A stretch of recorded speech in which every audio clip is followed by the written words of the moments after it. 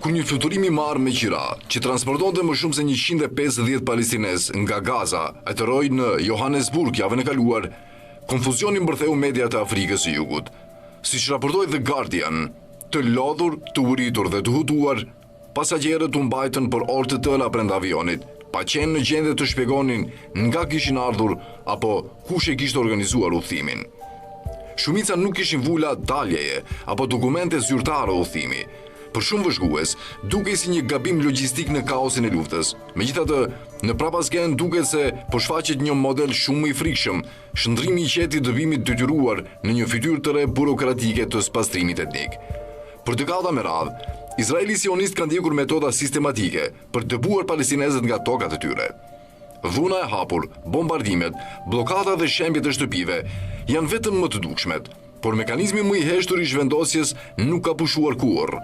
Ai funksionon qetë nëpërmjet raskapitjes psikologjike, kufizimeve burokratike dhe kontrollet mbi lëvizjen, shkruan Orub El Abid, ekspert e politikave të migrimit të detyruar në Universitetin Birzeit. Ngjarjet e fundit zbulojnë thjesht një shtresë tjetër të këtij kontinuumi të gjatë, dëbimin përmes dokumenteve ose më saktë përmes mungesës së qëllimshme të tyre.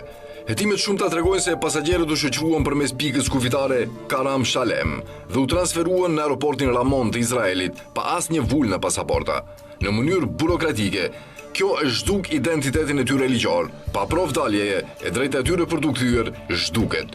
Politikisht, sinjalizon një zhvendosje të ftohtë, nga rrethimi në zhdukje, vazhdimi i pastrimit etnik me mjete administrative. Organizata humanitare pas këtyre fluturimeve e quan veten Al-Majd Europe.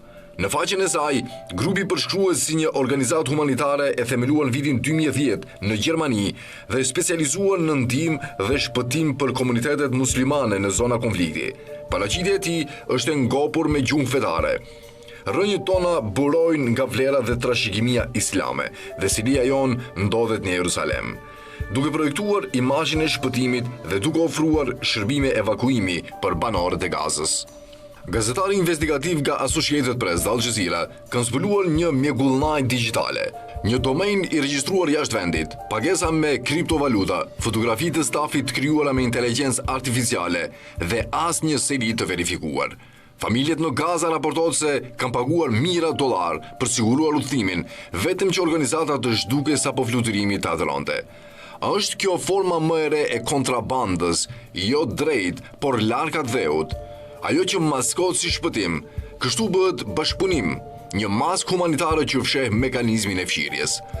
Në vitin 1933, Gjermania naziste nënshkroi marrëveshjen Havara, apo transferimi, me agjenci sioniste, një plan që u mundsonte hebrejve gjerman të emigronin në Palestinë duke transferuar pasuritë e tyre në formë pajisjesh industriale dhe bujqësore.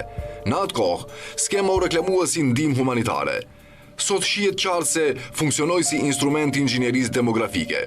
Paralelja është ronditëse. 90 vjet më vonë, palestinezët sërish transportohen përmes rrjeteve që flasin gjuhën e shpëtimit, ndërsa fshin pretendimet e tyre ligjore dhe territoriale.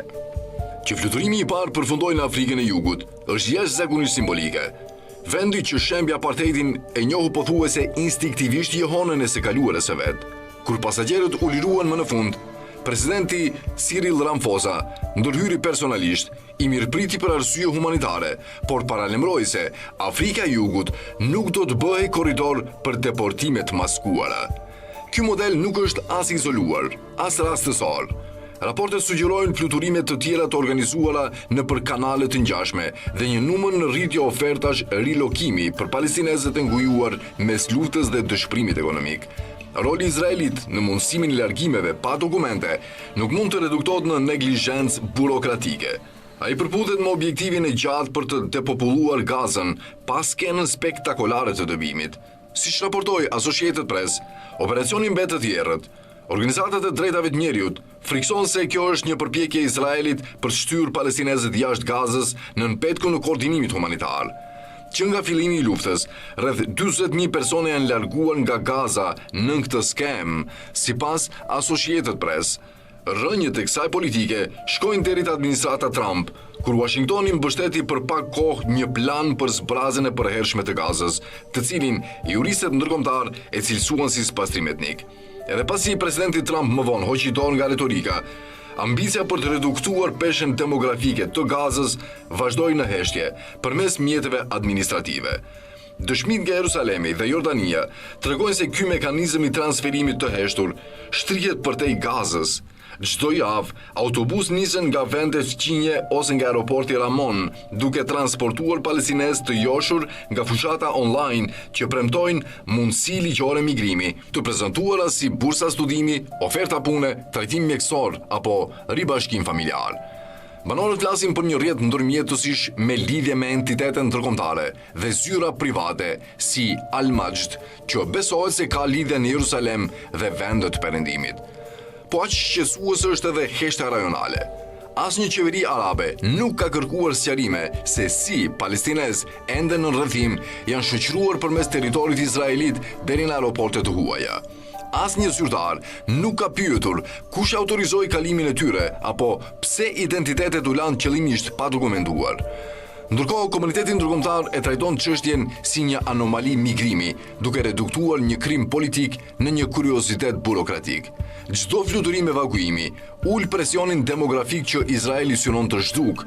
Çdo vizë e lëshuar gjetkë zhvendos përgjegjësinë nga pushtuesi te vendi pritës. Edhe aktorët e ndershëm humanitar rrezikojnë të bëhen vegla të këtij projekti kur mungon mbikëqyrja. Qëndrimi i Afrikës së Jugut ofron një moment të rrallë qartësie morale. Refuzimi për të marrë pjesë na kujton se apartheidi, qoftë në formë muresh apo aeroportesh, mund të vazhdojë vetëm përmes bashkëfaqësisë globale. Projekti i zhvendosjes palestineze ka hyrë zyrtarisht në një fazë të re, më të heshtur, procedurale, pothuajse të padukshme. Imazhi i palestinezëve që hipin në avion pa flamur dhe pa vul mund të duket i padëmshëm krahasuar me shkatrimin e Gazës, por ai kap kapitullin e ardhshëm të fshirjes. Arma nuk është më bomba, por karta e avionit. Shënjestra nuk është më trupi, por gjurma ligjore që i lidh atë me adheun. Historia nuk do ta falë botën që injoron këto fluturime të heshtura. Ato nuk janë anomali. Ato janë plan i ardhshëm i spastrimit etnik, i rafinuar, digital dhe i mohueshëm, shkruan El Abid.